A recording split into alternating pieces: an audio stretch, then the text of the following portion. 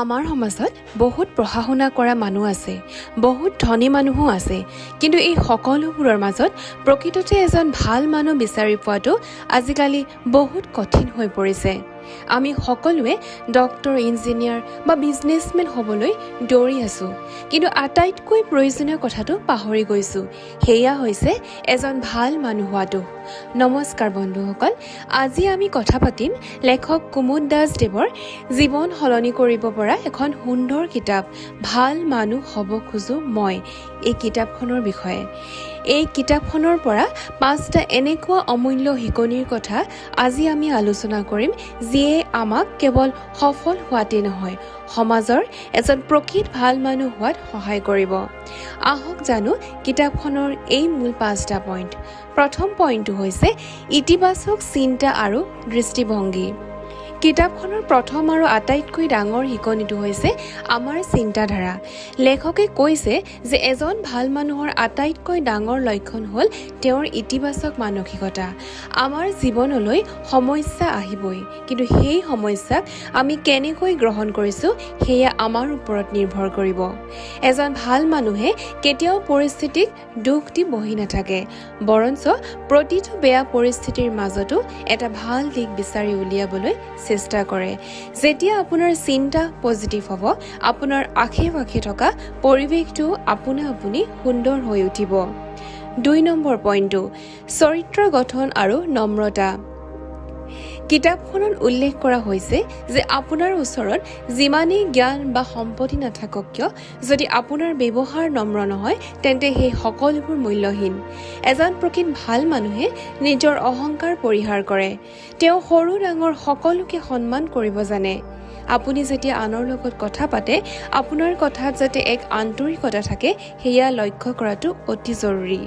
কাৰণ চৰিত্ৰই হৈছে মানুহৰ আচল পৰিচয়, আৰু ইয়াক সুন্দৰ কৰিবলৈ আমি সদায় চেষ্টা কৰিব লাগে। 3 নম্বৰ পইণ্টটো হৈছে নিয়মানুৱৰ্তিতা আৰু সময়ৰ মূল্য। কুমুদ দাসদেৱে কিতাপখনত বুজাইছে যে যিজন মানুহে সময়ৰ মূল্য বুজি নাপায়, তেওঁ কেতিয়াও জীৱনত উন্নতি কৰিব নোৱাৰে। এজন ভাল মানুহ হ'বলৈ হ'লে নিজৰ দৈনিক জীৱনটোক এটা সুন্দৰ নিয়মৰ মাজলৈ আনিব লাগিব। এলেহুৱা স্বভাৱ এৰি প্ৰতিটো কাম সময়মতে কৰাৰ অভ্যাসে আমাক লক্ষ্যস্থানত উপনীত হোৱাত সহায় কৰে। সময় এবাৰ গ'লে আৰু ঘূৰি নাহে, গতিকে ইয়াক সঠিক কামত ব্যৱহাৰ কৰিবলৈ শিকিব লাগিব। 4 নম্বৰ পইণ্টটো হৈছে কৰ্মই ধৰ্ম। কিতাপখনৰ মতে কেৱল মুখেৰে ভাল মানুহ হ'ম বুলি ভাবিলেই নহ'ব, আমাৰ কৰ্ময়ো তাকে প্ৰমাণ কৰিব লাগিব। আপুনি যিয়েই কাম নকৰক কিয়, লাগিলে পঢ়া শুনা, চাকৰি বা ব্যৱসায়, তাক সম্পূৰ্ণ সততা আৰু পৰিশ্ৰমেৰে কৰিব লাগিব। ফাঁকি কথা বা শ্বৰ্টকাট বিচাৰি ফুৰা মানুহ সাময়িকভাৱে সফল হ'লেও প্ৰকৃত কেতিয়াও ভাল মানুহ হ'ব নোৱাৰে। সততাৰে কৰা পৰিশ্ৰমৰ ফল সদায় মিঠা হয়। 5 নম্বৰ পইণ্টটো হৈছে সমাজৰ প্ৰতি কৰ্তব্য আৰু পৰোপকাৰ। পঞ্চম আৰু এইটো হৈছে আটাইতকৈ শেষৰ গুৰুত্বপূৰ্ণ পইণ্ট, যিটো হয় পৰোপকাৰ। আমি কেৱল নিজৰ বাবে জীয়াই থাকিলে নহ'ব। কিতাপখনত লেখকে ধুনীয়াকৈ বুজাইছে যে আমাৰ সমাজখনৰ প্ৰতিও এক কৰ্তব্য আছে। আনৰ দুখত সমভাগী হোৱা, বিপদে আপদে মানুহক সহায় কৰা আৰু সমাজৰ মংগলৰ বাবে সৰুকৈ হ'লেও কিবা এটা অৱদান আগবঢ়োৱাটোৱেই হৈছে এজন ভাল মানুহৰ আচল ধৰ্ম। যেতিয়া আপুনি আনৰ মুখত হাঁহি বিৰিঙাব পাৰিব, তেতিয়াহে আপোনাৰ মনলৈ প্ৰকৃত শান্তি আহিব। গতিকে বন্ধুসকল, কুমুদ দাসদেৱৰ ভাল মানুহ হ'ব খোজো মই, এই কিতাপখনে আমাক এইটোৱেই শিকাইছে যে পৃথিৱীত আটাইতকৈ ডাঙৰ কামটো হৈছে নিজৰ চৰিত্ৰ আৰু মানসিকতাক সুন্দৰকৈ গঢ়ি তোলা।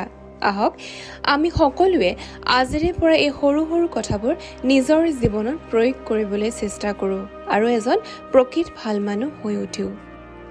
আপোনাৰ এই 5টা পইণ্টৰ ভিতৰত কোনটো পইণ্ট আটাইতকৈ বেছি ভাল লাগিল কমেণ্ট কৰি নিশ্চয় জনাব।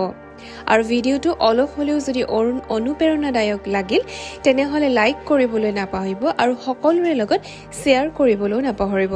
আৰু এনেকুৱা ধুনীয়া কিতাপৰ চামাৰি পাই থাকিবলৈ চেনেলটোত এতিয়াই ছাবস্ক্ৰাইব কৰি থ'ব।